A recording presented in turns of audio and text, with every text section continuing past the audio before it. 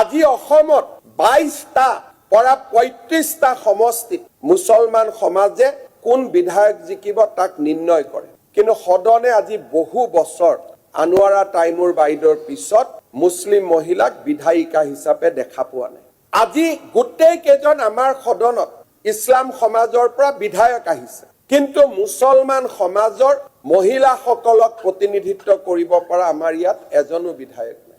আজি ইয়াত মুছলিম সমাজৰ হৈ ইছলামিক সমাজৰ হৈ ভাষণ দিয়া প্ৰত্যেকগৰাকী পুৰুষ বাল্য বিবাহ আৰু বহু বিবাহে অসমৰ মুছলমান সমাজৰ মহিলাসকলৰ মুখৰ পৰা মহিলাসকলৰ হাতৰ পৰা তেওঁলোকৰ জীয়াই থকাৰ ন্যূনতম অধিকাৰখনো কাঢ়ি লৈ গৈছিল।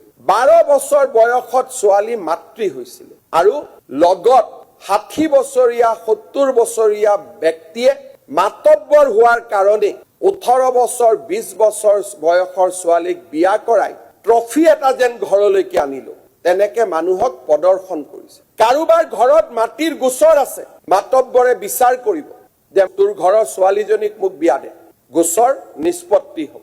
সেইখন নিপীড়িত সমাজৰ মাতৃসকলক আজি আমি আইনৰ দৃষ্টিৰে অধিকাৰ এটা দিবলৈ প্ৰচেষ্টা কৰিছো। ইয়াক আমি ৰাজনীতিৰ কাৰণে কৰিছো, কিন্তু এই ৰাজনীতি তাৰ কাৰণে নিপীড়িত নিষ্পেষিত সমাজখনৰ মহিলাগৰাকীৰ